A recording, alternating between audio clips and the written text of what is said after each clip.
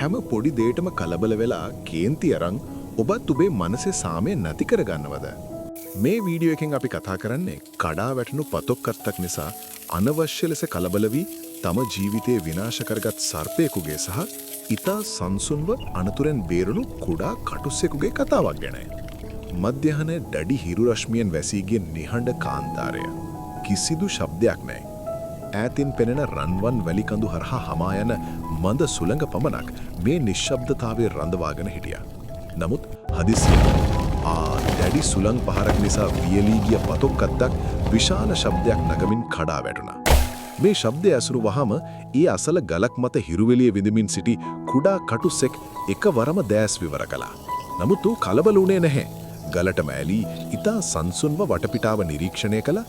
තමන්ට කිසිම අනතුරක් නැති බවත් ඒ කඩා වැටුනේ වියලි අත්තක් පමණක් බව තේරුම් ගත්තු නවතත් දැස් පියාගෙන ඊතාම සංසුන්ව නින්දට ගියා. නමුත් ඊට මදක් උබ්බෙන් පඳුරක් යට නිදාගෙන සිටි රැටල් ස්නේක් සර්පයෙකුටත් මේ ශබ්දය ඇසුණා. සර්පයා ක්ෂණයකින් කලබල වුණා. ඌට හිතුනේ තමන්ට කවුරු හරි පහර දෙන්න එනවා කියලායි. කිසිම හේතුවක් නැතුව ඌ තමන්ගේ සිරුර දඟර ගසාගෙන හිස ඉහළට ඔසවාගෙන වලිගය වේගයෙන් සොලවමින් විශාල ഘോഷාවක් නගන්නට පටන් ගත්තා. කිසිවෙකුත් නැති හිස් අවකාශයට දෂ්ට කරමින් ඌ මුළු කාන්තාරයම දෙවනත් කළා. තමන් කෙතරම් භයානකදයි පෙන්වන්නට ඌ අනවශ්‍ය කලබලයක් ඇති කළා.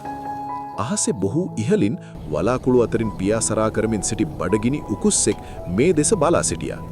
සර්පයා වැලිවල වර්ණයටම සමාන නිසා උකුස්සාට මීට පෙර ඌව පෙනුනේ නැහැ. නමුත් සර්පයාගේ මේ දැඟලිල්ල සහ නැගූ විශාල ශබ්දය නිසා උකුස්සාගේ අවධානය කෙලින්ම ඒ දෙසට යොමු වුණා. උකුස්සා තම පියාපත් අකුලාගෙන හුණ්ඩයක් මෙන් පහළට වේගයෙන් ආවා. සර්පයාට කුමක් සිදුවන්නේදයි සිතා ගන්නටත් පෙර උකුස්සාගේ තියුණු නියපොතු සර්පයාව ග්‍රහණයටගෙන අහසට පියාසරා ගියා. නැවතත් කාන්තාරයේ සම්පූර්ණයෙන්ම නිශ්ශබ්ද වුණා. වැලිතලාව මත ඉතිරි වුණේ අර කඩා වැටුණු පතොක්කත්ත පමණයි. මනෝවිද්‍යාවේ මේකට කියන්නේ ෆෙස්ටින්ජර්ගේ නියමයයි කියලයි. ඒ කියන්නේ ඔබේ ජීවිතය යන්නු ඔබට සිදුවන දේවල් වලින් 10%ක් සහ ඔබ ඊට දක්වන ප්‍රතිචාර වලින් 90%ක් කියලා. අපේ ජීවිතවලත් මේ දේ වෙනව නේද? පොඩි දෙයකටම කේන්ති ගන්න, හැම දෙයකටම රණ්ඩු වෙන්න, Taman හරි කියලා ඔප්පු කරන්න කෑ ගහන මිනිස්සු ඕන තරම් ඉන්නවා. එයා හිතන්නේ කෑ ගහුවම Taman ශක්තිමත් කියලායි. නමුත් ඇත්තටම ඒකෙන් වෙන්නේ අර සර්පයාට වගේ Tamanගේ දුර්වලතාවයේ ලෝකයටම පේන එකයි. සැබෑ ශක්තිය කියන්නේ කෑ ගහන එක නෙවෙයි. කොච්චර කලබලකාරී අවස්ථාවක වුලත් සංසුන්ව ඉන්න පුළුවන්කමයි. ඔබේ හැඟීම් පාලනය කරන්න ඔබ ඉගෙන ගත්තොත් කිසිම කෙනෙකුට ඔබව වටන්න බෑ.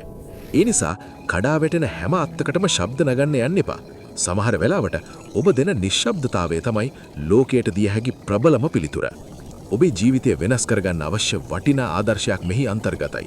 වීඩියෝ එක නරඹලා ඔබේ අදහස් පහලින් කමෙන්ට් කරන්න.